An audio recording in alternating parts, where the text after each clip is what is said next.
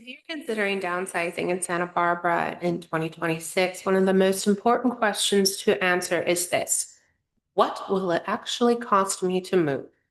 Because downsizing isn't just the selling of one home and buying another. There are preparation costs, there are moving expenses, tax considerations, and sometimes senior community fees that people don't anticipate. And so in this video, I'm going to break down the real costs of downsizing in Santa Barbara in 2026 so you can plan ahead and avoid expensive surprises. So hi, I'm Melissa Tierney. I'm a realtor, Keller Williams certified real estate planner, and senior transition specialist here in Santa Barbara.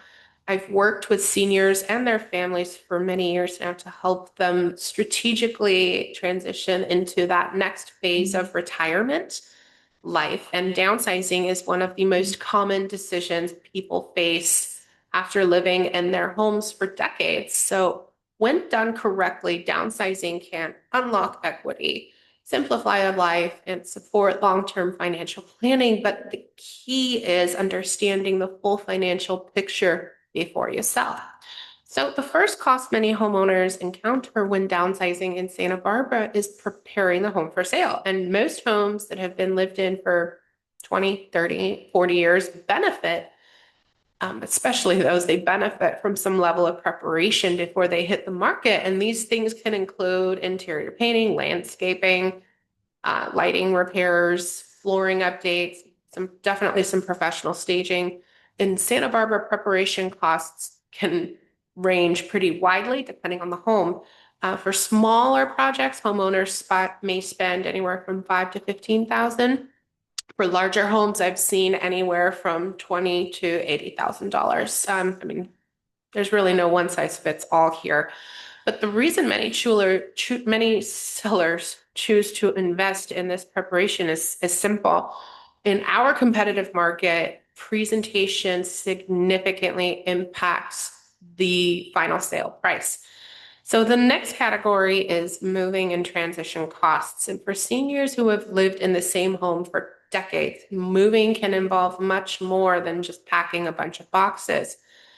I always tell people when downsizing, if you don't get anything else out of this video, you must hire a senior move manager who is a member of the National Association of Senior Move Managers.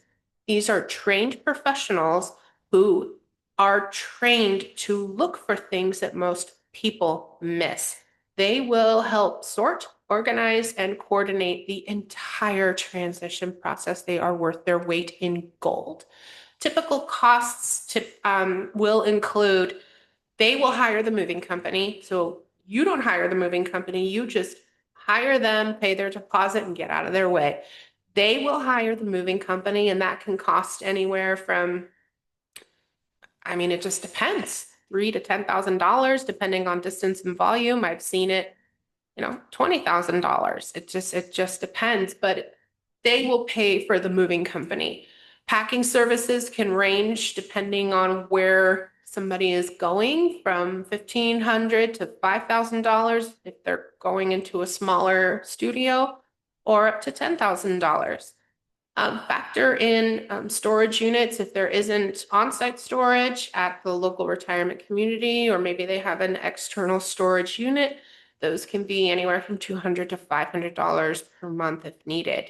And then there's, of course, any additional ancillary senior move management services. One time I hired a senior move manager, and just when we thought we were done, we went up into the attic to check on something. It turns out there were boxes of really sensitive information from the homeowner's recently deceased spouse.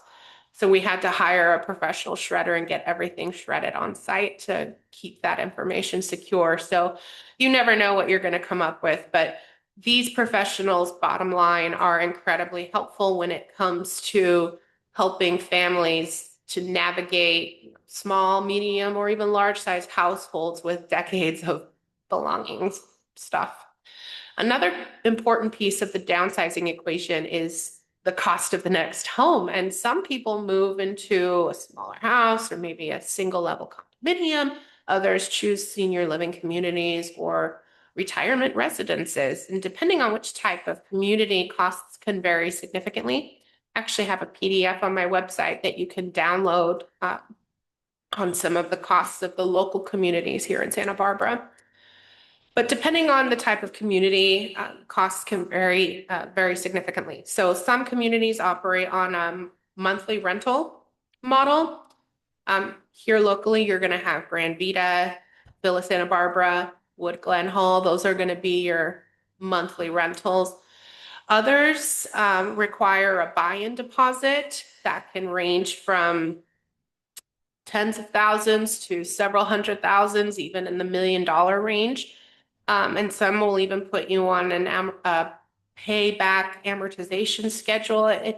There's a whole system to learn there.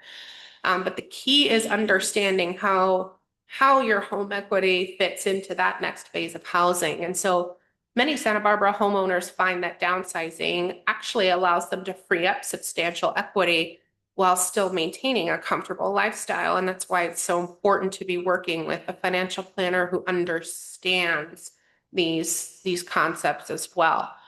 So of course, there's also the cost of the real estate transaction or real estate transactions themselves. These may include, but are certainly not limited to, brokerage commissions, escrow title fees, transfer taxes, miscellaneous closing costs. The exact numbers depend on the property and the transaction structure, but understanding these costs certainly allows for homeowners to plan for their net proceeds. Typically, the realtor that you're working with, I mean, I like to provide the net sheet up front from the title company, and they're pretty good about that. So another factor in the financial decisions that needs to be considered is capital gains taxes. So many Santa Barbara homeowners purchased their homes decades ago for prices that are dramatically lower than today's values. Fortunately, homeowners may qualify for the primary residence capital gains exclusion, which allows individuals to exclude up to $250,000 in gains or $500,000 for married couples if certain requirements are met. However, in high value markets like Santa Barbara, gains can definitely exceed that threshold. I see that a lot.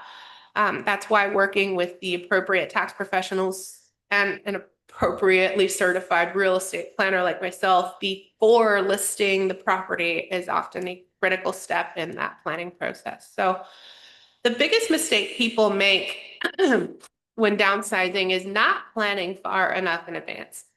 When homeowners understand the full financial picture, including preparation costs, moving expenses, housing options, and potential taxes, they can make decisions with that clarity instead of urgency. Downsizing doesn't have to feel overwhelming, but with the right strategy, it can actually be a very empowering transition. And so if you're thinking about downsizing in Santa Barbara in 2026, the first step is understanding your numbers. If you'd like help evaluating your options, schedule a strategy session with me using the link below. And in the next video, I'm going to walk through where most Santa Barbara homeowners move after downsizing and how to choose the right option for your next phase of life. I'm Melissa Tierney. My contact info is below. Give me a thumbs up if you found this video helpful, and definitely schedule a consultation with me. I'm happy to help.